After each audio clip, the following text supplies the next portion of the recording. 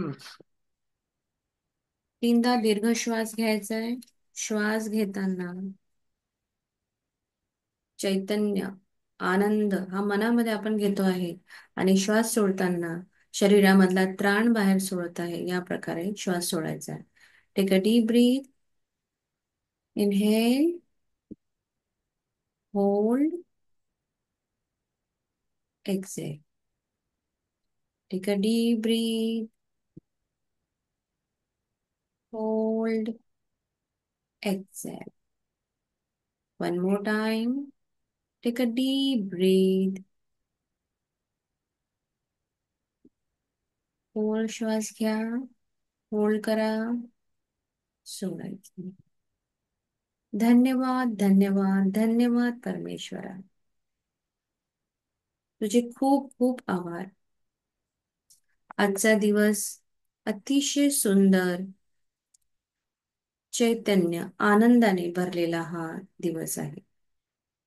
तुझा हात माझ्या डोक्यावर ठेवण्यासाठी धन्यवाद परमेश्वरा. मला नेहमी योग्य मार्ग दाखवण्यासाठी धन्यवाद परमेश्वरा. मला दयाळू आणि सकारात्मक बनवण्यासाठी धन्यवाद परमेश्वरा. मला शक्ती दिली लोकांना माफ करायची आणि माफी मागण्याची शक्ती देण्याकरिता धन्यवाद परमेश्वरा. मी सगळ्यांमध्ये फक्त चांगल्या गोष्टी बघू शकते हा आशीर्वाद तुम्हाला दिला आहेस. मोठ्यांचा आशीर्वाद मला लाभला आहे. मी सगळ्यांचं भलं करू शकते. मला लहान मुलांकडून स्नेह मिळतो आहे, मोठ्यांकडून आशीर्वाद मिळतो आहे, त्यासाठी धन्यवाद परमेश्वरा. सुंदर सृष्टीचं दान तुम्हाला दिलं आहेस त्यासाठी धन्यवाद परमेश्वरा. मनुष्य जन्म दिला आहे त्यासाठी धन्यवाद. तुझे खूप खूप आभार. तुम्हाला सृष्टीमधले 5 तत्व दिले आहेस, ज्यांची माझ्यासोबत मैत्री करवली आहेस. थंड हवा जी मला माझ्या श्वासामध्ये एक चैतन्य निर्माण करते. मला जीवनाचा एक उत्साह, आनंद माझ्यामध्ये भरते. त्या थंडगार हवेसाठी खूप खूप धन्यवाद हरमेश. सूर्याची गरमी जी आमच्या शरीरामध्ये एक गरमाहट, गरमपणा, पॉझिटिव्ह एनर्जी ही भरते, त्यासाठी धन्यवाद. सकारात्मकता मला दिली. ब्रह्मांड पूर्णतः ब्रह्मांडामध्ये असलेल्या स्पेसमध्ये, या स्पेस एलिमेंटसाठी धन्यवाद. पाण्यासाठी धन्यवाद, जे जीवन देतं. धरती मातेसाठी धन्यवाद, जी निरंतर आमचं पालन पोषण करते आणि आम्हाला ग्राउंडेड राहायला शिकवते. आमच्या सगळं निगेटिव्हिटी ती ऍब्सॉर्ब करून घेते. आमच्या सगळ्या ज्या आमच्या आवश्यक अशा गोष्टी आम्हाला हव्या आहे, आमच्या ज्या गरजेच्या वस्तू आहेत ती आम्हाला देते. त्या धरती मातेसाठी धन्यवाद. चंद्र आम्हाला शीतलता देतो. ताऱ्यांकडून आम्ही टिमटिमटे तारे बघतो. त्या ताऱ्यांकडून आम्हाला ऊर्जा मिळते. रात्रीच्या अंधारामध्ये आम्हाला उजेड देणारा चंद्रमा, शीतल त्याची सुंदर असा चंद्रमा, शीतलता आम्हाला मिळते. त्या चंद्रासाठी धन्यवाद. आम्हाला सतत मार्गदर्शन मिळतं, त्यासाठी धन्यवाद. आम्हाला खूप प्रेम करणारे आई वडील दिलेस त्यांसाठी धन्यवाद. अतिशय प्रेम करणारा जीवनसाथी दिला त्यासाठी धन्यवाद. परिपूर्ण असा परिवार दिला आहेस त्यासाठी धन्यवाद. माझ्यावर प्रेम करणाऱ्या मित्रमैत्रिणींसाठी धन्यवाद. माझा आदर सत्कार करणाऱ्या, माझ्या प्रेम करणाऱ्या सगळ्या माझ्या नातेवाईकांसाठी धन्यवाद. धन्यवाद, धन्यवाद, धन्यवाद परमेश्वरा. तुझे खूप खूप खूप आभार. मला स्वप्न दाखवलीस, मला स्वप्नांना जगायला शिकवलं त्यासाठी धन्यवाद परमेश्वरा. मला माझ्यावर प्रेम करणारी मुलगी दिली त्यासाठी धन्यवाद. मला आरोग्याचं एक मोठं गिफ्ट तुम्हाला दिलं आहेस त्यासाठी धन्यवाद. एक नवीन सकाळ देण्यासाठी धन्यवाद. मी सर्व प्रकारे शारीरिक, मानसिक, भावनात्मक मला तू आरोग्य प्रदान केलं आहेस त्यासाठी धन्यवाद. राहायला सुंदर घर दिलं आहेस त्यासाठी धन्यवाद. जेवायला छान पदार्थ दिले आहेस त्यासाठी धन्यवाद. प्यायला स्वच्छ पाणी दिलं आहेस त्यासाठी धन्यवाद. राहायला सुंदरसं असं घर दिलं आहेस त्यासाठी धन्यवाद. घालायला मनासारखे कपडे दिले आहेस त्यासाठी धन्यवाद. परमेश्वरा, खूप सुंदर, अगदी मजेशीर, आरामदायी मला तू असं सुंदर जीवन दिलं आहेस त्यासाठी धन्यवाद. मला सद्बुद्धी देण्यासाठी धन्यवाद. तन मन धन यामध्ये शक्ती देण्यासाठी धन्यवाद. जीवनामध्ये आनंद देण्यासाठी धन्यवाद. डोळ्यात स्वप्न देण्यासाठी धन्यवाद. सर्व प्रकारच्या सुखसुविधेसाठी धन्यवाद. स्वस्थ छान शरीर दिलं आहे त्यासाठी धन्यवाद. माझे अवयव छान काम करतात त्यासाठी धन्यवाद. माझ्या शरीरातला प्रत्येक सेल हा अतिशय आनंदाने खूप छान आणि स्वस्थ आहे यासाठी धन्यवाद. प्रेमळ संबंधांसाठी धन्यवाद. माझ्या सुख समृद्धीसाठी धन्यवाद. मोठ्यांच्या आशीर्वादासाठी धन्यवाद. लहानांच्या स्नेहासाठी धन्यवाद. जीवनात धीर संयम ठेवायला मला तू शक्ती दिलीस त्यासाठी धन्यवाद. तुझी कृपादृष्टी माझ्यावर सतत अशीच राहू दे परमेश्वरा. बस हीच तुझ्या चरणी प्रार्थना. धन्यवाद, धन्यवाद, धन्यवाद. मी पद्मपदम भाग्यशाली आहे. परमात्माचा सदा साथ आणि हात माझ्या डोक्यावर आहे. माझा परमेश्वर सतत माझ्या सोबत आहे. माझं सगळे कार्य तोच पार पडतो. मी ज्या कार्यामध्ये हात लावेल मला सगळ्या कामामध्ये यश मिळतं. माझा परमेश्वर माझ्या सोबत आहे. मी खूप खुश आहे. मी खूप श्रीमंत आहे. माझा मी पैशावर प्रेम करते. पैसा माझ्यावर त्याहूनही जास्त प्रेम करतो.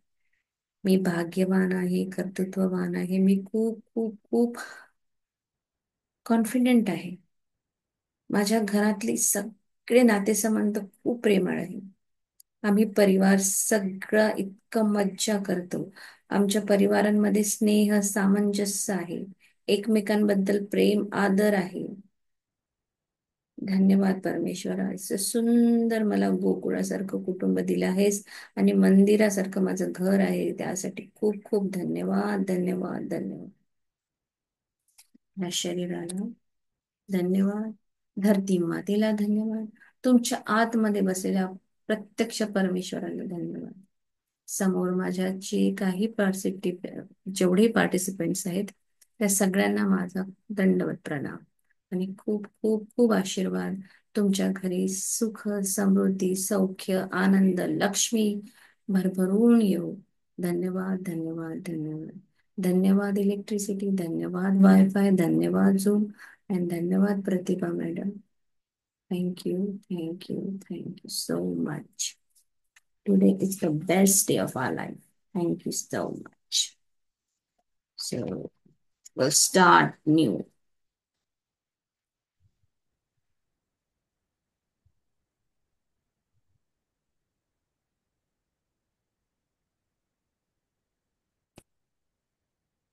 हा पॅरेग्राफ आपला लास्ट टाइम झालेला आहे. मी घटस्फोट घेतला पाहिजे का? तर घटस्फोट हा सगळ्यांचा एक वैयक्तिक प्रश्न असतो. पण जेव्हा डॉक्टर जोझफ मर्फीकडे ही महिला आली, तिने त्यांना सांगितलं की माझा नवरा दारू पितो, तो मला मारहाण करतो.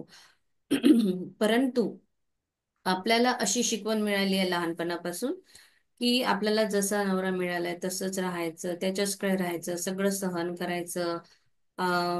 पती परमेश्वर असतो. एकदा जर तुमची जर वरात म्हणजे तुम्ही डोलीमध्ये बसून जर घरी आपल्या सासरी गेल्यात तर मग तुमची अर्थीच बाहेर आली पाहिजे. म्हणजे अशा काही जुन्या गोष्टी आपल्याला सांगितलेल्या आहेत. पण लग्न म्हणजे हे एक सुंदर दोन हृदयाचं मिलन असतं. हे आपल्याला डॉक्टर जोझफ मर्फीने सांगितलं आहे. दोघंही एकमेकांमध्ये असे प्रामाणिक असले पाहिजे. एकर एकत्र असतील दोघांमध्ये सामंजस्य असेल, चांगलं प्रेम असेल तर ते आदर्श विवाह मानला जाईल. कारण प्रेम करणं हा एक हृदयाचं एक पवित्र कार्य असतं. आणि हे सगळं ऐकल्यावर त्या लेडीला मनापासून असं वाटलं म्हणजे की देवानी काही कायदा नाही पाठवला हा. पती पत्नी हे फक्त एकमेकांवर दमदाटी, एकमेकांना ओरडून किंवा असं मारहाण करून हे राहण्यासाठी भाग पाडलेला हा देवाने नाही केलेला कायदा आहे, हा माणसाने केलेला आहे. आणि जर कोणाला याबद्दल जर शंका वाटत असेल तर मार्गदर्शनासाठी विचारायचं. हे माझ्या अंतकरणा, हे माझ्या परमेश्वरा, माझ्या अंतर्मना, मला योग्य मार्ग दाखव. मी यामध्ये काय मार्ग शोधू? हे जर तुम्ही तुमच्या अंतर्मनाला विचारलं तर तुम्हाला नक्की तिथे उत्तर मिळतं. तुमचा आत्मा जो आहे तो शांततेत तुम्हाला छान योग्य असा संकेत देईल, मार्ग दाखवेल. आणि एक जेव्हा त्या जेव्हा ती घटस्फोटाच्या त्या निर्णयापर्यंत पोहोचलेल्या एका तरुण जोडप्यासोबत जेव्हा ते बोलले, तेव्हा त्यांचा घटस्फोट काही महिन्यानंतर चालू होता. तर का तर त्या व्यक्तीला नेहमी शंका असायची, माझी बायको खूप सुंदर आहे, ती ऑफिसमध्ये जाते, तिच्या कलिग सोबत बोलते, नेहमी तिचं म्हणजे त्या व्यक्तीचं असं कंटिन्युअस थॉट प्रोसेस काय होती, की ही मला सोडून जाईल, ही मला सोडून जाईल, ही खूप छान आहे, ही मुलांशी बोलते, हे मला सोडून जाईल, हे मला सोडून जाईल. सारखी भीती त्या तरुणाला वाटायची. म्हणजेच तो काहीतरी कुठेतरी मॅनिफेस्ट करत होता. हे कळत नकळत त्याच्यामध्ये कुठेतरी हा थॉट्स कधीतरी येत होता. म्हणजे तो काहीतरी त्याचं सुरू होतं, नकारात्मक हे विचार होता. ठाम मत होतं की त्याची पत्नी त्याच्याशी एकनिष्ठ नाही आहे, ती मित्रांसोबत छान बोलते, ती मला पसंत करत नाही, तिला मित्रच आवडतात. सैरा भैरा म्हणजे त्याचं मन असं स्थिर नाही आहे. त्याची बायको लेट जरी आली तर त्याच्या मनात पहिला विचार की मित्राकडे तर नजर गेली.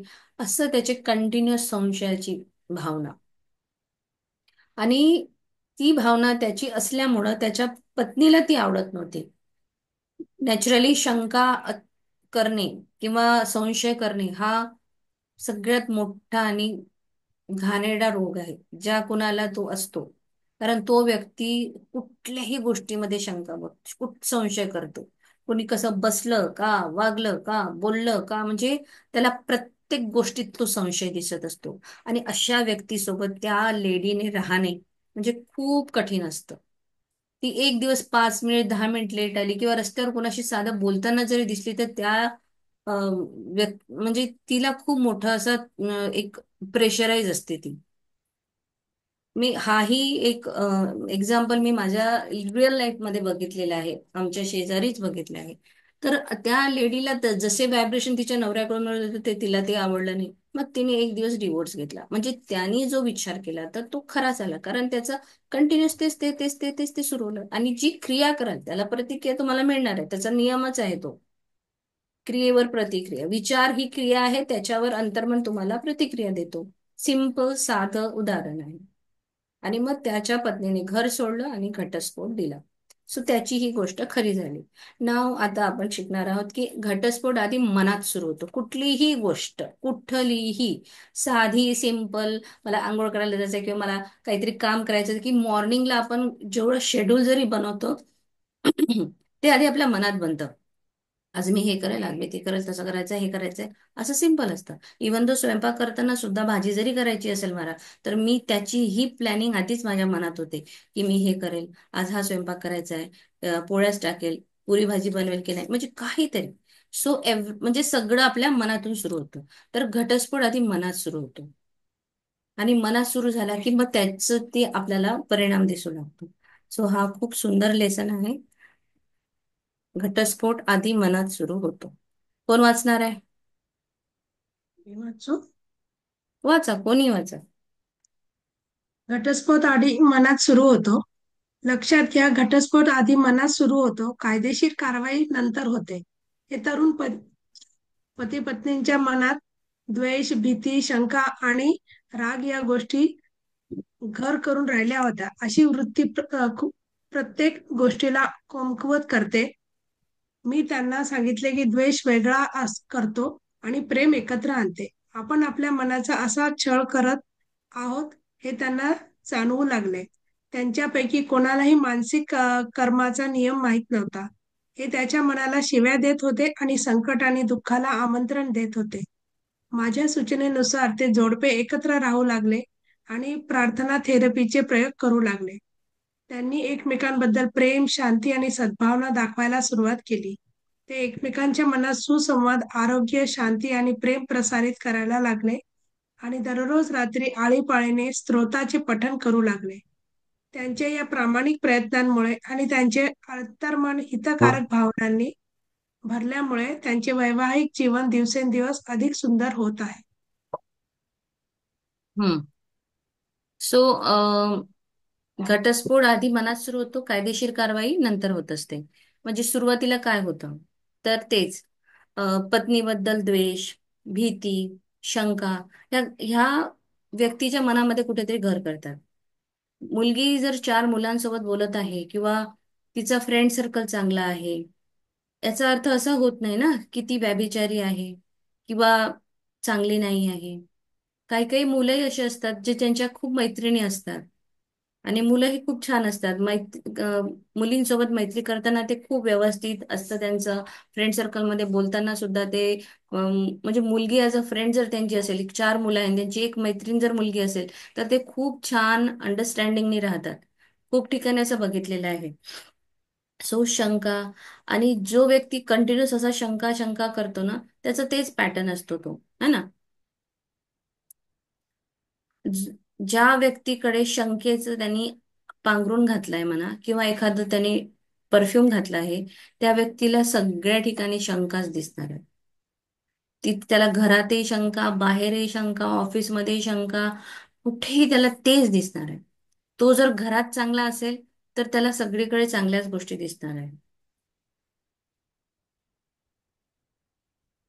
राग हा माणसाला, राग जर घरात असेल तर तो राग त्याचा ऑफिसमध्ये राहील, तो राग त्याचा एखाद्या रेस्टॉरंटमध्ये राहील, तोच राग त्याचा कुठल्या बँकेतही राहील, तोच परफ्यूम तो कंटिन्युअस वापरेल, कारण तो त्याच्या मनातच ते असतं. द्वेष नेहमी आपल्याला वेगळं करतो आणि प्रेम एकत्र आणत असतं.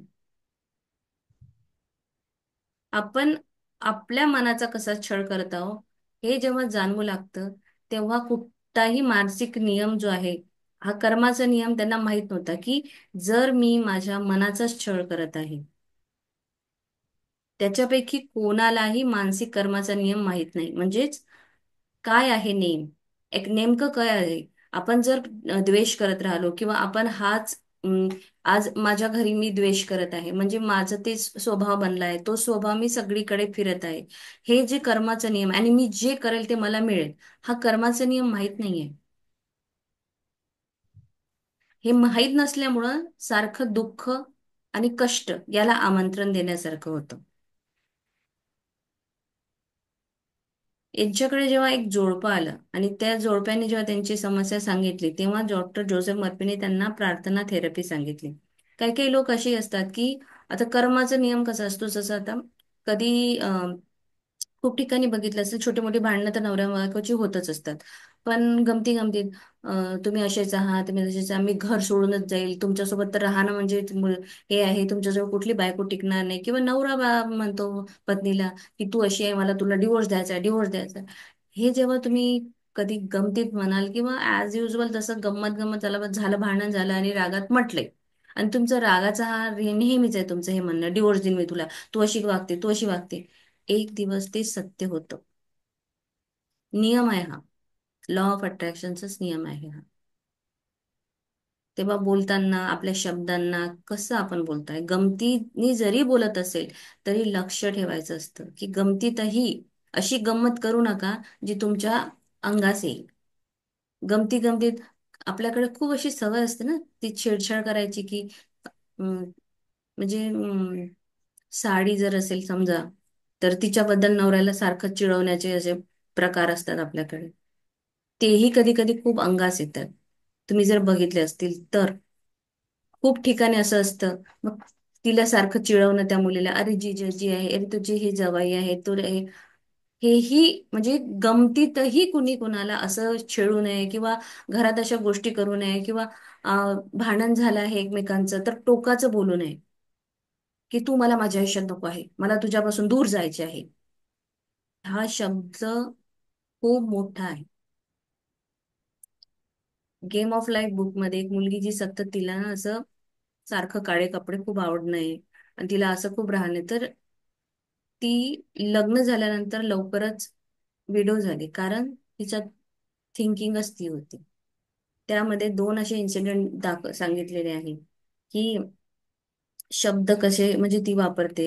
एक मुलगी होती, तिला काळे कपडे वापरायला खूप आवडायचं. तिचं सारखं थिंकिंग ते असायचं, त्याच्यामुळे ती लवकर विडो झाली. आणि दुसरीकडे एक असं होतं की भांडण झाल्यावर, मला तुझ्यासोबत राहायचं नाही, मी तुझ्यापासून वेगळं होणार, मला सोबत तुझं राहायचं नाही, मला तुझ्यासोबत वेगळं व्हायचंय, तू मला इथे नको आहे, असं एक लेडी म्हणायची. तर ह्या सत्य घटना आहे. तर काही दिवसानंतर त्या लेडीचा नवरा नाही राहिला. असं. तर आपण छोटे मोठे भांडणं करतो, त्यावेळेस आपल्याला लक्षात घ्यायचंय शब्दाचा वापर कसा करावा. कारण हा नियम जो आहे तो युनिव्हर्सचा नियम आहे. तुमचे शब्द मोजून मापून वापरा, चांगलं बोला, चांगला विचार करा. जर तुम्ही असं केलं नाही, तर संकट आणि दुःख यांना तुम्ही आमंत्रित करणार आहात. हे जेव्हा जोडपं डॉक्टर जोसेफ मर्फीकडे आलं, तेव्हा त्यांनी प्रार्थना थेरपी दिली. त्यांनी सांगितलं, तुम्ही एकमेकांबद्दल प्रेम, शांती, सद्भावना सुरुवात करा दाखवायला. एकमेकांसोबत बोला. आणि कधी जर समजा चुकून तुमच्या मनात असे थॉट आले ना भांडणानंतर, असं काही आलं, तर तुम्ही इमिजिएट त्याच्यावर एक काउंटर थॉट टाकायचा. तर काउंटर थॉट कसा टाकायचा? माझं घर खूप छान आहे, माझं घर मंदिरासारखं आहे, माझ्याकडे सगळेजण खूप प्रेमाने सामंजस्याने राहतात, एकमेकांमध्ये खूप प्रेम आहे, आम्ही एकमेकांच्या गोष्टी खूप छान शेअर करतो, एकमेकांना छानपैकी ऐकून घेतो, आमच्याकडे हास्य आणि आनंदाचं वातावरण असतं, सगळे सोबत मिळून फिरायला जातात, त्यांच्या एकमेकांबद्दल त्यांचे विचार व्यक्त करतात, आम्ही सगळ्या एकमेकांना व्यवस्थित समजून घेतो. असं कंटिन्युअस काउंटर थॉट द्यात राहायचं. त्यांनी काय होईल, जे तुम्ही विचार करताय ते न्यूट्रल होऊन जाईल. तर हे करायचं. अशाच प्रकारे यांना एक प्रार्थना थेरपी दिल्या गेली. एकमेकांबद्दल सुसंवाद, शांती, प्रेम प्रसारित करा. तू खूप छान आहे, तू खूप छान आहे करते. आळीपाळीनं एकमेकांचं पठण करणं सुरू केलं. आणि ते पठण झाल्यानंतर या प्रामाणिक तेव्हा त्यांनी प्रयत्न सुरू केला, तेव्हा त्यांच्या अंतर्मनाने, त्यांच्या हितकारक भावनांनी इतकं व्यवस्थित त्यांना असं सुंदर जीवन दिलं की दोघंही दिवसेंदिवस अधिकाधिक एकमेकांबद्दल अट्रॅक्शन वाढलं, आणि त्यांचं ते डिवोर्स पण थांबलं. आणि त्यांचं प्रेम हे सुंदर होत गेलं. चिडचिड थांबली, वैवाहिक जीवन अतिशय छान झालं. तर बोलताना, भांडताना विचार करायचा. या स्टोरीचा एकच एक हे आहे की लक्षात ठेवायचं आहे, चुकूनही गमतीतही असे शब्द वापरू नका जिथे तुम्हाला त्याचा त्रास होईल पुढे. काही लोकांना नेहमी नेहमी त्याच गोष्टी उगाळण्याची सवय असते, ती बंद करायची. जर मनामध्ये थॉट आला, काउंटर थॉट इमिजिएट टाकायचा. ठीक आहे. चला पुढे. चिडलेली बायको. चिडलेली बायको. कधी कधी बायकोकडे लक्ष न दिल्याने तिची चिडचिड होते. प्रेम आणि आपुलकीची ची नैसर्गिक इच्छा अशा प्रकारे व्यक्त होते की तिचा जोडीदार तिच्यापासून दूर पळू लागतो. आपल्या पत्नीकडे लक्ष द्या आणि तिचे कौतुक करा. तिच्या अनेक चांगल्या गुणांची प्रशंसा आणि स्तुती करा. चिडचिडेपणाचा आणखी एक प्रकार म्हणजे जोडीदारानं विशिष्ट रीतीनं वागावं अशी इच्छा करणं. जोडीदारापासून मुक्तता मिळवण्याचा हा एक अतिशय प्रभावी मार्ग आहे. पती पत्नींना एकमेकांचे किरकोळ दोष किंवा त्रुटी शोधून एकमेकांवर तुटून पडू नये. दोघांनी त्यांच्या एकमेकांच्या सृजनशील आणि अद्भुत गुणांकडे लक्ष दिले पाहिजे आणि त्यांचे कौतुक केले पाहिजे. हम्म. जेव्हा आपलं जे सबकॉन्शियस माइंड आहे ते 95% वर्क करतं आपल्याला माहित आहे. आणि जेव्हा कुठले शब्द आपण बोलतो, तर त्याचं खरं होण्याचं हेच असतं की जेव्हा आपण रोज सपोज हे बोललो, मी चांगली आहे, माझ्या घरातलं सगळं चांगलं आहे, तर सबकॉन्शियस माइंड ते ऍब्सॉर्ब करेल आणि तुम्हाला त्याच्या 3D रियालिटीमध्ये ते सगळं दिसेल. आणि तुमच्या अवचेतन मनाकडे 95% शक्ती आहे. जर तुम्ही सारखं असं अवचेतन मनाला इतकं छान असं म्हटलं, तर कधी जर होईल असं की तुम्हाला आता मला नको आहे हे, सारखं चिडचिड चिडचिड करणं, प्रेम आणि आपुलकी दाखवणं ही एक नैसर्गिक देवाने दिलेली देणगी आहे, ती व्यक्त करायची आहे आपल्याला. आपला जोडीदार आपल्यापासून केव्हा दूर पडेल, जेव्हा तुम्ही त्याला सारखं कटकट कटकट कराल. हे नका करू, ते नका करू, ते इथे ठेवा, हे इथे ठेवा, हे असं केलं पाहिजे. म्हणजे काय तर माझा नवरा माझ्या मनासारखं वागला पाहिजे, मला जे हवं ते पाहिजे. ठीक आहे. तुम्हाला बायकोकडे लक्ष न दिल्याने तिची चिडचिड. म्हणजे काही काही लोक असतात, म्हणजे माणसं सहसा काय असतात की ते असं प्रेम एकदम असं जाहीर करत नाही, जशी बायको करते तसं प्रेम ते कसं एकदम जाहीर करत नाही. तर मग बायकोची नेहमी इच्छा असते की नाही त्यांनी माझी प्रशंसा करावी. प्रेम आणि आपुलकी ही एक नैसर्गिक इच्छा आहे, आणि हे नॉर्मल आहे, नॅचरल आहे की जोडीदाराने ऍप्रिशिएट करावं, लक्ष द्यावं, कौतुक करावं, तिच्या गुणांची प्रशंसा करावी, तिची स्तुती करावी. दिस इज नॅचरल, म्हणजे नैसर्गिक दिलेला स्वभाव आहे हा परमेश्वराने दिलेला. चिडचिडेपणा हा एक प्रकार आहे जो स्वतःच्या इच्छेकारण वागतो, तसा तो हा स्वतःच्या इच्छेप्रमाणे झालेला आहे. जोडीदारापासून मुक्तता मिळवण्याचा एक अतिशय प्रभावी मार्ग म्हणजे म्हणजे दोष काढणे. त्याच्यापासून सुटका, याच्यापासून सुटका मिळवायची असेल तर त्याचे दोष काढा. तू अशीच आहे, तू तशीच आहे, तुला हे जमत नाही, तू इथे हे ठेवत नाही. सारखं एकमेकांवर तुटून पडणे. ठीक आहे. एकमेकांसोबत योग्य शब्दांचा वापर न करणे, त्यांचे चांगल्या गुणांकडे लक्ष न देणे. पण जर दोघांनी एकमेकांकडे चांगले त्यांचे गुण बघितले, त्यांच्यामध्ये जर नाही 90 गोष्टी खराब आहेत तर 10 तरी चांगल्या आहेत, याचा विचार करावा, कौतुक करावं. आणि जी बायको अशी चिडचिडी असेल तर त्या नवऱ्याला कसं तिच्यासोबत राहावं वाटेल. मग आपण तो विचार करायचा की आपण काय करतो. का मी माझ्या नवऱ्याला चिडचिड करते, मी का दिवसभर बोलते. हा स्वतःला विचारायचा प्रश्न. ज्यांच्याकडे रिलेशनशिपमध्ये जर चॅलेंज असेल तर इंट्रोस्पेक्ट करा स्वतःला, की मी कशी आहे, माझं कुठे चुकतं. तर तुम्हाला कळेल. आणि तुमचं लग्न म्हणजे तुमच्या रिलेशनशिपमध्ये जर तुम्हाला सुधार करायचा आहे तर स्वतःच्या ह्या सगळ्या गोष्टी शोधा आणि त्याच्यावर योग्य तो उपाय करा. नेहमी कौतुक करा. त्यांच्यामध्ये असलेल्या 4 चांगल्या गोष्टीचं कौतुक करा. 10च वाईट असलेल्या गोष्टींचं मनन केल्यापेक्षा 4 चांगल्या गोष्टींना नेहमी नेहमी प्रशंसा करा. ऑटोमॅटिक सगळं दुरुस्त होणार आहे. सो चिडलेली बायको ही कधीच कोणाला आवडत नाही. नेक्स्ट. वनस्पती. एखाद्या नवऱ्याने जर आपल्या बायकोच्या विरुद्ध वागण्यास सुरुवात केली, तिने सांगितलेल्या किंवा केलेल्या त्या गोष्टींमुळे तो कुढत असेल, तर तो मानसिकदृष्ट्या व्यभिचार करत असतो. नकारात्मक आणि विध्वंसक गोष्टींकडे लक्ष देणे म्हणजे व्यभिचारच आहे. जेव्हा एखादा पती आपल्या पत्नीविषयी आपल्या मनात तिरस्कार बाळगतो, तेव्हा तो तिच्याशी अप्रामाणिक असतो. तो त्याच्या लग्नाच्या प्रतिज्ञांशी एकनिष्ठ राहत नाही, ज्यामध्ये त्याने तिला आयुष्यभर प्रेम करण्याचे, तिचे पालनपोषण करण्याचे आणि तिचा आदर करण्याचे वचन दिले होते. मनातल्या मनात कुढणारा, कटू भावना करणारा आणि द्वेष करणारा माणूस आपला तिरस्कार मिळवण्याचा प्रयत्न करू शकतो. त्याचा राग दाबू शकतो आणि काळजी करणारा दयाळू किंवा विनम्र बनू शकतो. तो मतभेदांना चतुराईने टाळू शकतो. पत्नीची स्तुती करून आणि मानसिक प्रयत्नाने तो विरोधाच्या सवयीतून बाहेर पडू शकतो. जेव्हा तो आपल्या अंतर्मनाला शांतता, सुसंवाद आणि प्रेमाचे विचार ठेवतो, तेव्हा त्याला असे दिसून येईल की त्याने केवळ पत्नीशीच नाही तर जीवनातील इतर सर्वांशीही चांगले आणि गोड नाते आहे. एक सहज संवादाची विवेकी स्थिती स्वीकारा आणि शेवटी तुम्हाला शांतता आणि सुसंवाद मिळेल. एक सेकंड. हं. ओके.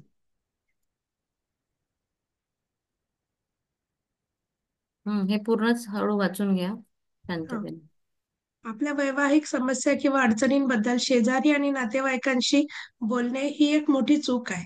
समजा एखादी पत्नी किंवा तिच्या शेजारणीला म्हणाली की जॉन त्याच्या आईशी खूप वाईट वागतो, खूप मद्यपान करतो आणि नेहमी अपमान करतो.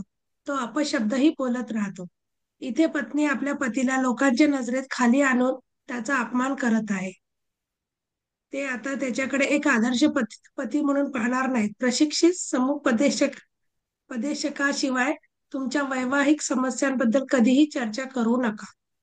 पतीच्या उणिवा सांगताना पत्नी ही प्रत्यक्षात या परिस्थितीला स्वतःमध्ये फुलवण्याची संधी देत असते. या सगळ्या गोष्टींचा विचार आणि अनुभव कोण करतंय? ती स्वतः. आणि जसे तुम्ही विचार करता आणि अनुभवता तसे तुम्ही बनत असता. नातेवाईक सहसा तुम्हाला चुकीचा सल्ला देतात. हे सल्ले सर्वसाधारणपणे पक्षपाती आणि पूर्वग्रह दूषित असतात, कारण ते वस्तुनिष्ठपणे दिले जात नाहीत. जर तुम्हाला मिळालेला सल्ला सुवर्ण नियमाला विश्वाचा नियम आहे, त्याला नकार देत असेल तर तो चांगला किंवा प्रभावी नाही. कोणतीही दोन माणसे संघर्षाशिवाय वेदनांचे क्षण आणि तणावांशिवाय एकाच छताखाली राहू शकत नाही, हे लक्षात ठेवा. तुमच्या वैवाहिक जीवनाची सुखद दुःखद बाजू तुमच्या मित्रांसमोर कधीही दाखवू नका. तुमची लढाई तुमच्या पुरती ठेवा. तुमचा जोडीदारावर टीका करणे किंवा त्याचा धिक्कार करणे टाळा. मोस्ट ऑफ द टाइम जी बाया चुकी करतात ती म्हणजे हीच आहे. माणसं कधीच पुढे जाऊन बोलत नाही, पण बाया सतत जिथे जाईल, जिथे वेळ मिळेल, नवऱ्याबद्दल जितकं जास्त वाईट, हे असेच आहे, ते तसेच आहे, त्यांना हेच कळत नाही, त्यांना हेच कळत नाही, कंटिन्यू त्यांचं भजन सुरू असतं. त्यांनी कधी फूल आणलं तर कधी 10 लोकांना येऊन सांगणार नाही की माझ्या नवऱ्याने आज मला फ्लावर दिलं, की असं दिलं, असं दिलं. पण त्यांनी एक शब्द जरी काही म्हटला तर ते आपण 100 लोकांना जाऊन सांगतो. ही नॉर्मल टेंडेन्सी आहे आपल्या बायांची. पण एखाद्या नवऱ्याने आपल्या बायकोच्या बद्दल विरुद्ध जर वागण्यास सुरुवात केली आणि तिने सांगितलेल्या किंवा केलेल्या गोष्टीमुळे जर तो असा मनातल्या मनात कुढत असेल, तर मानसिकदृष्ट्या व्याभिचार करत असतो. आता व्याभिचार हा जो वाक्य आहे, व्याभिचार आपल्याकडे मराठीमध्ये काय म्हणतो, की एक व्यक्ती जर 2-3 बायकांसोबत असेल तर तिथे आपण व्याभिचार हा वापरतो. पण इथे व्याभिचार हा शब्द वापरला कशासाठी आहे? एखादा व्यक्ती बायकोबद्दल अ, कुढत असेल, मानसिकदृष्ट्या तिला चांगलं बघत नसेल, तर हा व्याभिचार आहे असं इथे म्हटलेलं आहे. म्हणजेच नकारात्मक विध्वंसक गोष्टीकडे लक्ष देत असेल. ठीक आहे. व्याभिचाराचा अर्थ इथे हा वापरलाय, की सारखं निगेटिव्ह आणि विध्वंसक विचार गोष्टींकडे लक्ष देणे. पती पत्नीविषयी आपल्या मनामध्ये जेव्हा तिरस्कार बाळगतो, तिच्याबद्दल अप्रामाणिक असतो, तिच्या लग्नासोबत जी त्यांनी लग्न जेव्हा आपण करतो तेव्हा 7 फेरे घेतात. अश्विन मॅमने एकदा लग्नाबद्दल खूप बोलले होते की 7 फेऱ्यामध्ये प्रत्येक फेऱ्याचं एक वेगळं मिनिंग आहे. आणि ते मिनिंग जर समजलं तर कुठली स्त्री आपल्या नवऱ्यासोबत अशी भांडणार नाही किंवा काही करणार नाही. कारण की प्रत्येक फेऱ्यामध्ये काही ना काहीतरी वचन घेतलं होतं. वचन होतात आणि मग लग्न होतं, पण एकही वचन पाळत नाही कुणीच. माझी सांगते मी, दुसऱ्याचं काय सांगू. तर आपण एकनिष्ठ राहायला पाहिजे. आपण पती पत्नींनी 7 फेरे घेऊन एकमेकांसोबत सोबत राहायची शपथ घेतली, एकमेकांची सुख दुःख वाटण्याची शपथ घेतली, एकमेकांमधले गुण आपल्याला हे करायचे आहे, त्याच्यासोबत आयुष्य प्रेमाने घालायचं आहे, पालन पोषण करण्याचं, आदर करण्याचे, हे सगळे वचन आपण जेव्हा देतो तर आपण तसं वागायला पाहिजे. मनातल्या मनात कुढणे, कटू भावना बाळगणे, द्वेष करणे, तिरस्कार करणे, हे मनामध्ये कधीही ठेवायचं नाही. ह्यापेक्षा जर तो व्यक्ती राग दाबणे वगैरे हे न करण्यापेक्षा जर त्यांनी काळजी घेतली, दयाळूपणा, विनम्र हे जर वागला, तर खूप छान प्रकारे त्यांचं आयुष्य होऊ शकतं. मतभेद टळू शकतात, आयुष्य चांगलं होऊ शकतं. पत्नीची स्तुती करणे, मानसिक प्रयत्नाने तिच्या ज्या विरोधाच्या सवयीतून, म्हणजे जर ठीक आहे 1-2 गोष्टी वाईटही असेल तर तिची स्तुती करायची. जेव्हा व्यक्ती आपल्या अंतर्मनामध्ये शांतता आणि संवाद आणि प्रेमाचं जेव्हा बीजारोपण करेल ना, तेव्हा त्याला दिसून येईल की त्याची केवळ पत्नीशीच नाही तर जीवनातील इतर सर्वांशीही चांगले आणि गोड नाते आहे.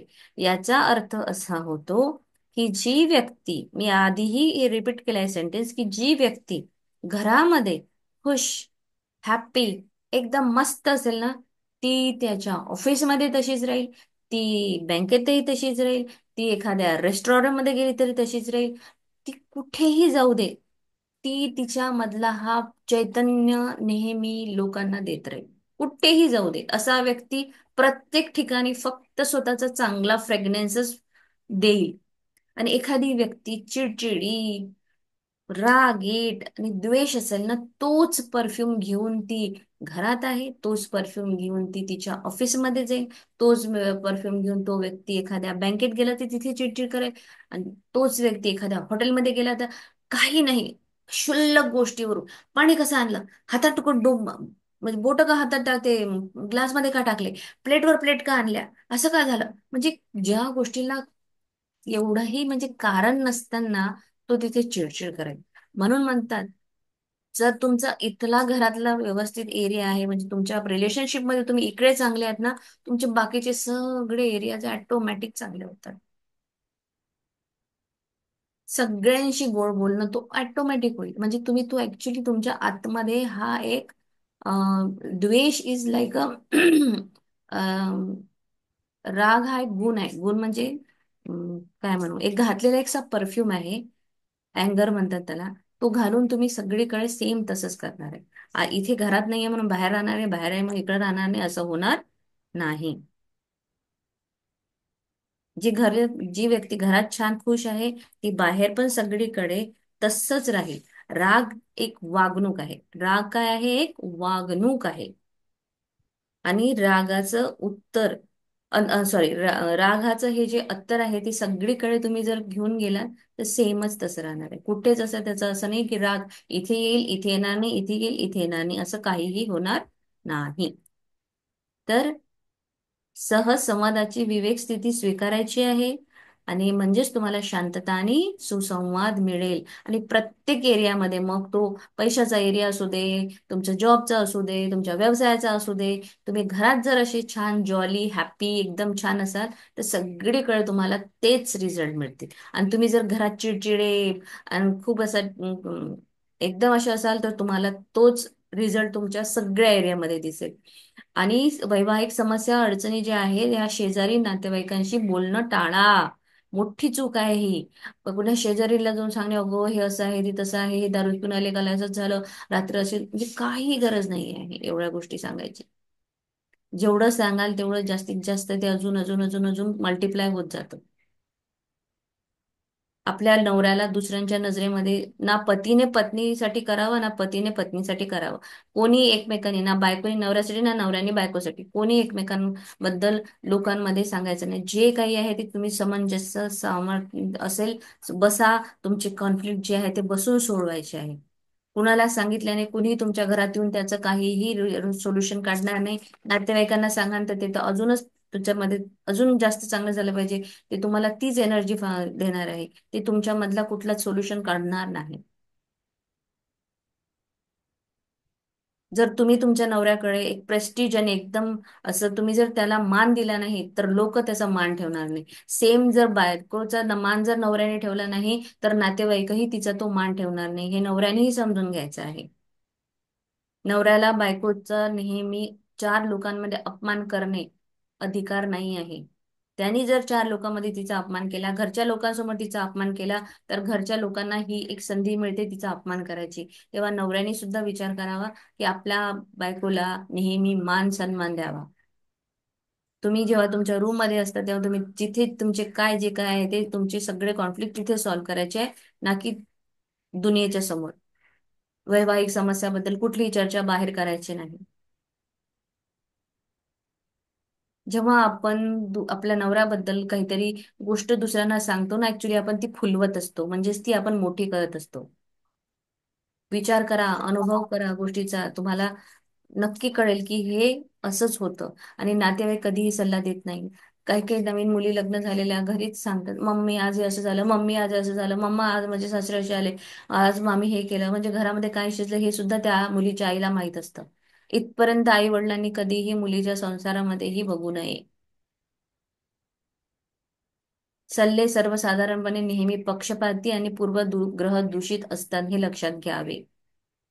तुम्हाला मिळालेला सल्ला जो आहे, सुवर्ण नियमाला जो विश्वाचा नियम आहे, त्याला नकार देत असेल तर तो चांगला किंवा प्रभावी नाही.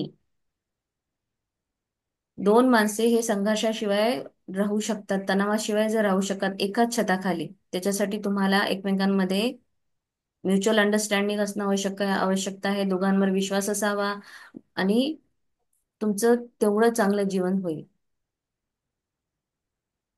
तुम्ही कधीही आपल्या फ्रेंड सोबत म्हणा किंवा समाजासमोर आपली दुखद बाजू कधीही मांडायची नाही.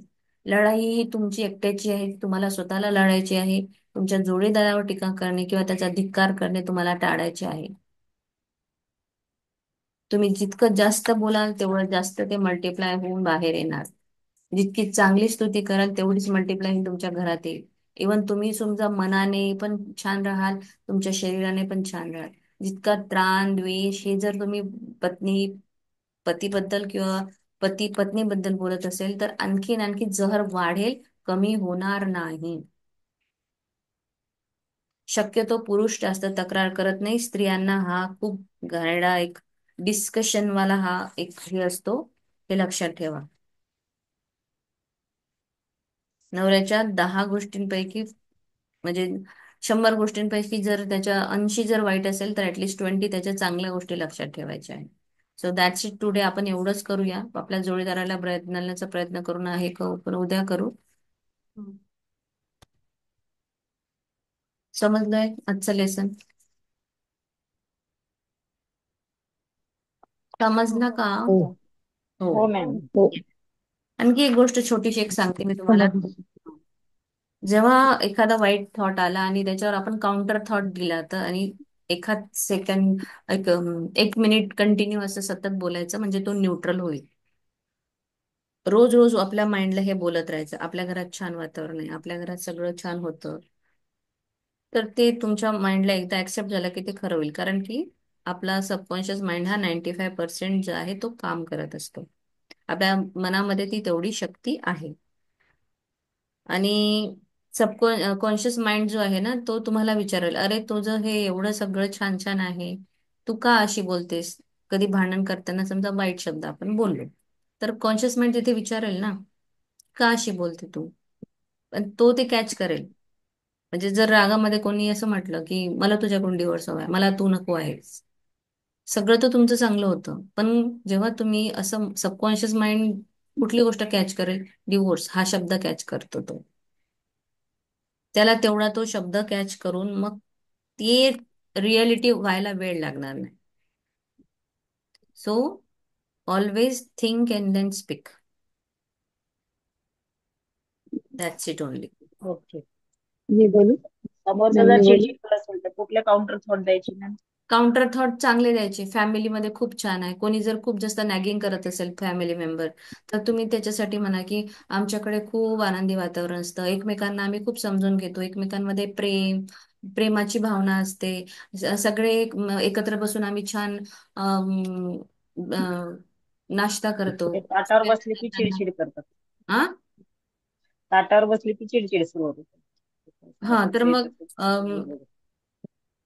तिथे आता तुम्हाला काय म्हणायचं आहे की हे नेहमी आनंदाने येऊन जेवण करतात, नेहमी माझी प्रशंसा करतात, तुम्हाला सारखं. आणि मनामध्ये कुठेतरी कंटिन्युअस असं एक तर अफर्मेशन लिहिणं सुरू करायचं कंटिन्यू, की माझे मिस्टर डॅश डॅश आनंदी राहतात, नेहमी आनंदी राहतात, जेवताना ते खूप आनंदी असतात, ते नेहमी छान असतात, त्यांचा स्वभाव खूप छान आहे.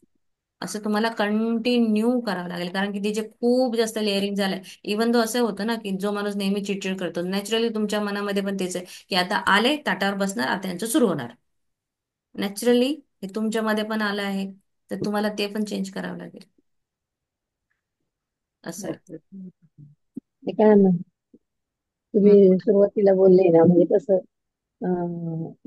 मिस्टर आपले काय काय लेडीजना सुरुवातीला बोलले ना, हम्म. अगदी अगदी 100 2% माझ्या मिस्टरांचं तसंच आहे. म्हणजे हम्म. मी एक मैत्रिणींबरोबर एकटं कुठं जर गेलो की घरी आलं की अजिबात बोलायचं नाही, रुसून बसायचं, हा त्यांचा प्रकार आहे. आणि तुम्ही कसं म्हणले तसं मी कालच रात्री मुलगीला म्हणलं, मला ना ह्यांचं सिद्धी ह्या वागण्याचा आता खूप कंटाळा आलाय सिद्धी. मी ना तुझ्या लग्नानंतर माझ्या संग सारखे असे वागायला लागले ना तर माझ्या जीवाचं काहीतरी करूनच घेणार हो, मला आता सहनच होत नाही यांचं वागणं. तर हे मला तुम्ही म्हणा जरा असं म्हणजे हे असे वागायला लागले ना, मी काय विचार करू तेवढं प्लीज सांगा ना. अच्छा, ठीक आहे. म्हणजे तुम्ही आता अफर्मेशन लिहा ना रोज. तुम्ही ऍटलिस्ट तुम्हाला जर वेळ असेल तर 100 वेळा लिहा की माझे मिस्टर जसे संशयी आहेत. म्हणजे ते थोडे म्हणजे कसं आहे हम्म. प्रेम प्रचंड करतात. हम्म. पण मग ते असं थोडस हा, म्हणजे ते कधी थोडस कधी करतात तुमच्याबद्दल कमी. इमोशनली कुठेतरी पॉझिटिव्ह हे आहे, अटॅचमेंट पॉझिटिव्ह आहे. इमोशनल अटॅचमेंट आहे की माझी बायको बाहेर कुठे जास्त मैत्रिणीसोबत राहू नये. असं काहीतरी असेल. I don't know the exact. Positive आहेत पॉझिटिव्ह. हा. हा म्हणजे त्यांना कसं वाटतं, जरा बोळासोबत असलं तर असं वाटतं असं की कुणाच तरी ऐकून मी बिघडल किंवा काय होईल. अहो पण मग मी त्यांना सांगते मी एवढं सगळं करते, मी देवाला अस्मिता तुम्ही मॅम, का तुमचा क्लास सुरू बिघडवता झाला असं. असेल तर तुम्ही जॉईन करा. ठीक आहे ना? ठीक हा. आहे. हा, बोला, तुम्ही बोला अरुणा मॅम. हा म्हणजे मग ते मी त्यांना सांगते मला कळतंय आणि मला हे एवढं सगळं मी करते देवाचं करते, मला त्या चुका कधी करणार नाही आयुष्यात, मी कधी असं कर. पण ते त्यांना का त्यांची मानसिकता अशी आहे का, त्यांना असं वाटतं की आपण जर ही एकटी गेली, ही भोळी आहे, हिला कोणीतरी फसवलं आणि ही कुणाच्या असं, म्हणजे असं मी म्हणते अहो आता एवढं करायचं की आता वयाची 40 गेली आणि आपण आता असं. हम्म. मग मला तर इतकं त्यांनी आता इतकं तुम्हाला आपल्यात त्यांचं काय बोललं. हे माहीत झालंय स्वभावाचं. ठीक आहे ना? आता सांगताना इतकं जास्त कोणाला सांगायचं नाही जेवढं तुम्ही मला सांगितलं. तर फक्त माझे डॅश तुमच्या मिस्टरांचं नाव, थँक्यू युनिव्हर्स. तुमच्या मिस्टरांचं जे काही नाव आहे समजा, थँक्यू युनिव्हर्स, सुभाष हा माझ्यावर नेहमी विश्वास ठेवतो. केलीच ना मॅडम, मी हे रोजच आता लिहायला चालू केलं. हम्म.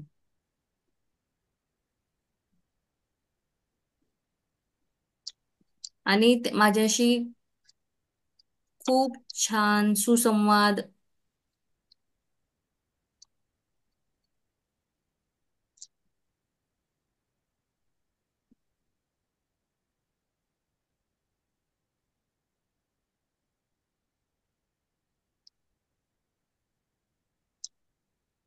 Thank you universe. Dash is very friendly. मैत्रीपूर्ण आमचं नातं आहे. Thank you universe. ते बोलताना खूपच छान बोलतात, पोलाइट बोलतात, म्हणजे माझ्यावर त्यांचा विश्वास फक्त स्वभाव ठेवतात. फार रागीट आहे. नाही, मग रागीट आहे तर त्यांचं रागीटला दुसरा शब्द काय आहे, तर त्याच्या अपोजिट जो आहे, प्रेमळ. आनंदी आहे, प्रेमळ. प्रेमळ. प्रेमळ आहे, ते टाका. प्रेमळ. हम्म. माझे हे खूप प्रेमळ आहेत. रोज दिवसही भर मंत्र बनवून घ्या हा. झोपताना पण रात्री म्हणा. म्हणजे ते मला तसं करत नाही, मुलीलाही तसं करत ते. असतं कधी कधी. स्वभावाचं. हम्म. आणि अति प्रेमाचा हे आहे तो. तेच आहे, अति मग प्रेम मजाक आहे ते. मध्येही ते म्हणून आहे, कारण की सबकॉन्शियस माइंड तो शब्द पकडतो. त्याच्यासोबत तो कसा आहे, त्याने तो शब्द पकडला, झालं. पकडला रे पकडला की 3D रियालिटी मध्ये तो येणारच. मग अहो तेव्हा तो कसा आपल्याला आहे जेव्हा माहितीये का? काउंटर, म्हणजे लक्षात ठेवा की जसं आपल्याला निगेटिव्ह थॉट आला ना, तसंच तुम्ही तिथे काउंटर थॉट दुसरा टाका. आणि नेहमी एक स्वतःसाठीच एक अफर्मेशन टाका की मी नेहमी सकारात्मक दृष्टिकोन आहे माझा, माझ्या आयुष्याबद्दल नेहमी सकारात्मक दृष्टिकोन आहे. किंवा मी आयुष्याला नेहमी सकारात्मक दृष्टिकोनाने बघते. किंवा अजून असं लिहू शकता तुम्ही की मी खूप, माझे विचार सकारात्मक आहेत. कुठल्याही परिस्थितीमध्ये मी सकारात्मकच विचार करते.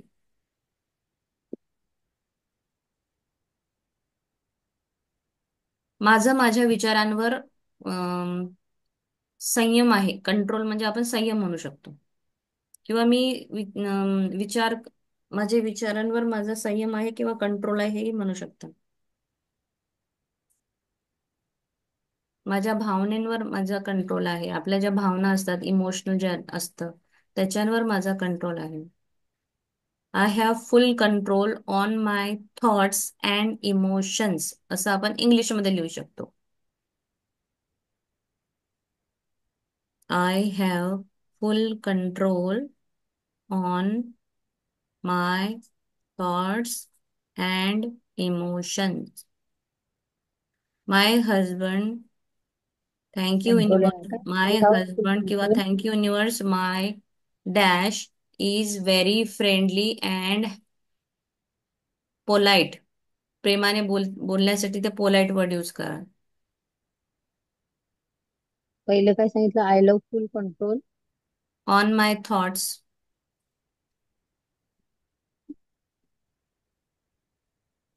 and emotions.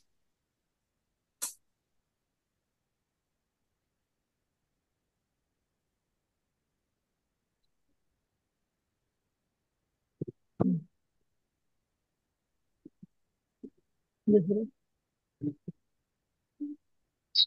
माय काय सांगितलं? My dash very friendly.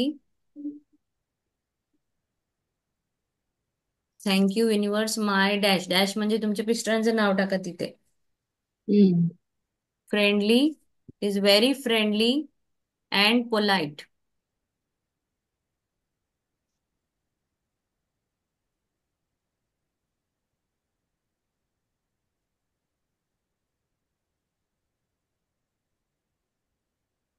मी इंग्लिशमध्ये जर लिहायचं असेल तर मी लिहिते thank you universe. Subhash is very humble and soft spoken, म्हणजे प्रेमाने बोलणारा. Thank you universe. Subhash is understanding, म्हणजे समजदार आहे. तुम्हाला हे तुम्ही लिहू शकता की माझा नवरा खूप समजूतदार आहे.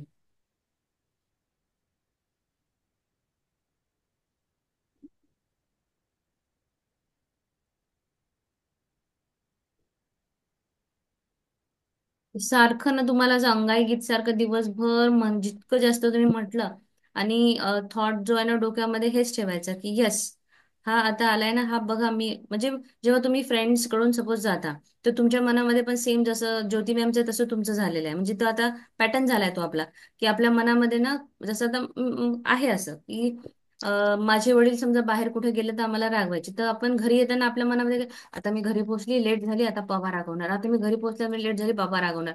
म्हणजे आपल्या मनामध्ये हे चालूच राहतं ना. आणि मग ते काय झालं, ते फिक्स्ड तसंच होत जातं, सारखं तेच होत जातं. पण आता तुम्ही काय करा, जेव्हा तुम्ही फ्रेंड सोबत जाल आणि घरी येताना, वाव, आज मी घरी पोहोचली, माझ्या नवऱ्याने म्हटलं की काय मस्त, तू का एवढ्या लवकर आली, अजून थोडं एन्जॉय करते ना, आम्ही आमचं बघून घेतलं असतं, असं तुम्ही काहीतरी स्वप्न बघा ना त्याच्यावर.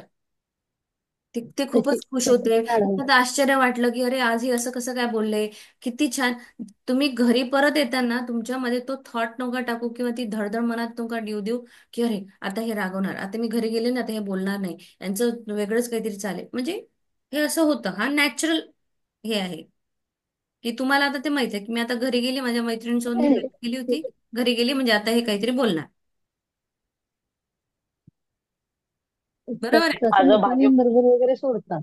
पण पण एखाद्या वेळेला असं काहीतरी होतं, कुठल्या एखाद्या मैत्रिणी बरोबर गेले की त्यांना नसेल आवडत ती मैत्रीण, तर तिच्या बरोबर गेले की त्यांचं सारखं घरात आलं की सुरू. असं प्रत्येक मैत्रिणींबरोबर कुणाबरोबर गेले की नाही, एखाद्या मैत्रिणीबरोबर मी सांगते बाबा ती नसेल चांगली, पण आपण आहे ना, तुमचा माझ्यावर विश्वास पाहिजे ना, तुम्ही का असं करता?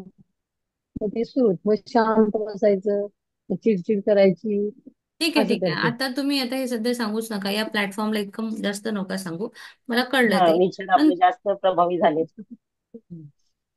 हं, विचार आपले प्रभावी झाले, जे आपण बोलू ते होतंय ना आता हल्ली.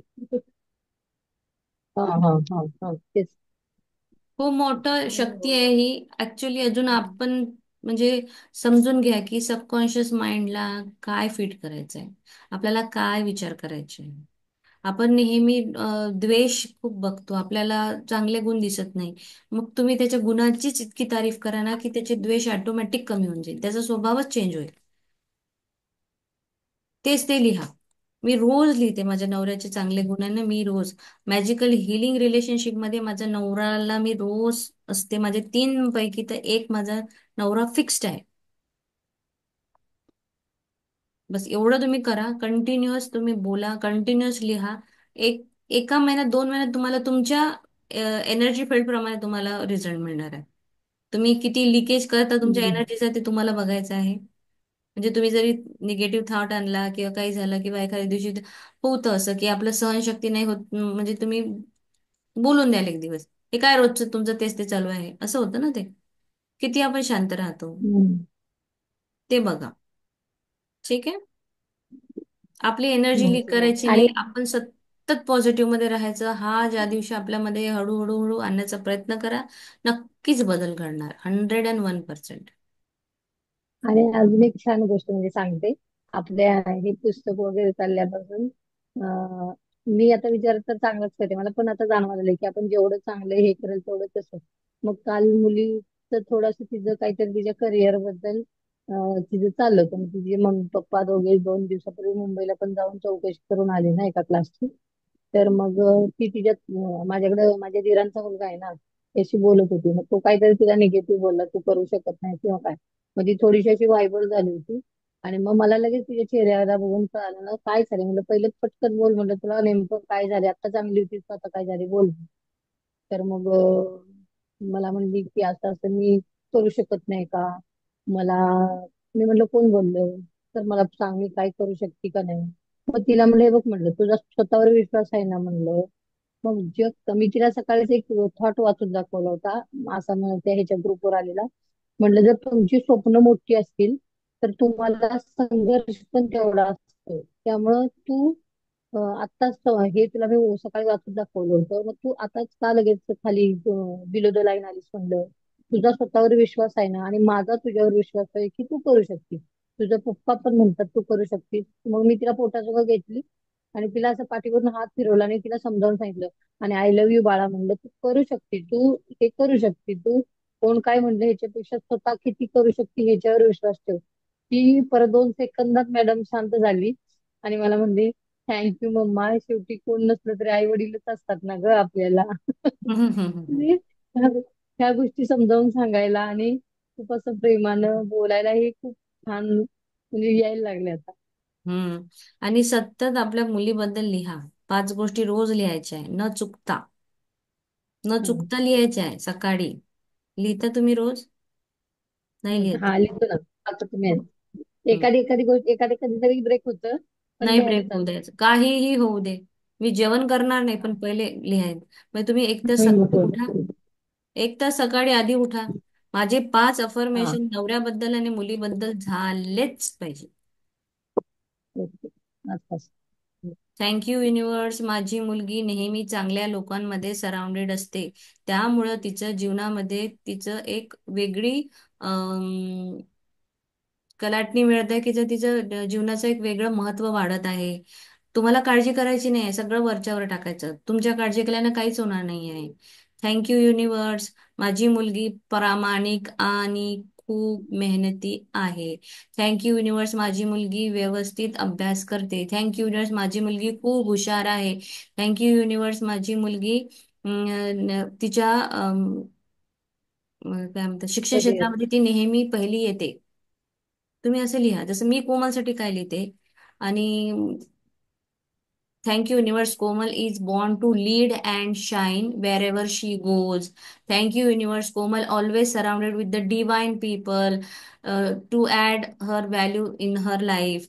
Thank you, universe. Komal is honest and sincere. Thank you, universe. Komal is humble. Thank you, universe. Komal is very friendly with her parents.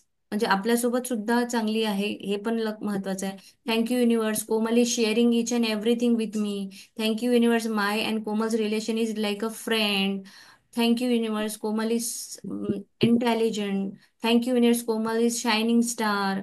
हे सगळं कंटिन्युअस मी लिहित असते. आणि काल मी तिच्या याच्यामध्ये सगळं लिहून घेतलं. आता आय डोंट नो, मी कॅमेरा फ्लिप करते, तुम्हाला दिसेल की नाही. तिच्या याच्यात लिहून, I am a genius and witty. I born to brilliant and excellence. I born to lead and shine. हे सगळं तिच्या कबडवर मी लिहून ठेवलेलं आहे. तिला पेपर लिहून दिला, तो तिने चिपकवलेला आहे. ती रोज स्वतःसाठी म्हणणार आहे. मी त्याचा फोटो काढून तुम्हाला पाठवेल. ओके. ठीक आहे. चालेल, नक्की टाका ग्रुपवर चालेल. हं. जसं तिला नीट करायचंय तर तिने ऑलरेडी आता नक्की. लिहून ठेवलेलं आहे की माझं 2028 मध्ये बीजे मेडिकल कॉलेजला ऍडमिशन झाली आहे. वाव. आणि 100% ती होणार आहे, हे तर मला माहिती. होणार आहे ते. हा, she is too good, she is too good. खूप आहे. माझी मुलगी खरंच म्हणजे छान आहे, ती खूप समजदार आहे. काही काही गोष्टी कधी कधी असतात, पण आता ती छोटी आहे तर तिला आम्ही समजून सांगतो. पण छान आहे ती. तिला तिचं वयानुसार महत्व असतं कळतं. नाही ते. मी आणि पण मुलांच्या मी मागे नाही पण लागायचं. जसं मी म्हटलं ना, नॅगिंग वाला हस्बंड, नॅगिंग वाली वाईफ, तसंच नॅगिंग वाली आई नाही व्हायचं किंवा नॅगिंग वाले पप्पा पण नाही व्हायचं. कर हे ते केलं नाही, हे केलं नाही, हे केलं का, त्याचं काही गरज नाही करायची. तुम्हाला मी असं वाटतं ना की तिने छान तिच्यासाठी वागावं, लिहा. तुम्हाला असं वाटतं ना की मुलीने बरोबर. हे करावं, लिहा. फक्त लिहा. तुम्ही फक्त इथून तुम्हाला हे करू शकता, ब्रेसिंग देऊ शकता. बाकी सांगायचं, universe hmm. Please take care of my child. Universe, परमेश्वरा, माझ्या मुलीची काळजी घे. तुझ्या मायेचं छत्र तिच्या सोबत, ती जिथे जिथे जाईल ना, तिथे तुझं मायेचं छत्र तिच्या सोबत ठेव. कुठे बाहेरगावी शिकायला गेली, काळजी करायची नाही. काय होईल, आज मुलगी बाहेर गेली आहे, मुलं मुंबईमध्ये माहित नाही कशी असतात, किंवा पुण्याची मुलं, हे एवढं काळजी नाही करायची, हा थॉट नाही आणायचा. थँक्यू युनिव्हर्स, माझ्या मुलीच्या सभोवताली तुझं प्रेमाचं छत्र तू दिल्याबद्दल, सुरक्षिततेचं छत्र तू मग तिला दिल्याबद्दल थँक्यू युनिव्हर्स, असं म्हणायचं. शांत निवांत झोपायचं. वरचा काळजी घेईल, तिला व्यवस्थित मार्गदर्शन करेल. इथे तो युनिव्हर्स फेल ठरूच शकत नाही. फक्त तुम्ही त्याला सांगा, हम्म. युनिव्हर्स माझ्या बाळाची काळजी घे, युनिव्हर्स माझ्या नवऱ्याची काळजी घे. लेट झालाय नवरा, थँक्यू युनिव्हर्स माझ्या नवऱ्याला एक चांगलं प्रोटेक्शन कव्हर देण्यासाठी. बस इतकं म्हणायचं आणि झोपून जायचं. बाकी काही टेन्शन घ्यायचं नाही, फालतूचे थॉट मनात आणायचे नाही. एवढंच काम करायचं. बरं. ठीक आहे, चला एंड करूया ओके मीटिंग आता. Ma'am. Yes. Okay, okay, thank you thank you ma'am. Ma'am. Yes. मी थँक्यू फोटो सो मच काढून मॅम. पाठवते कोमलच्या याचा, ठीक आहे ना? पाठवा हम्म. पाठवा.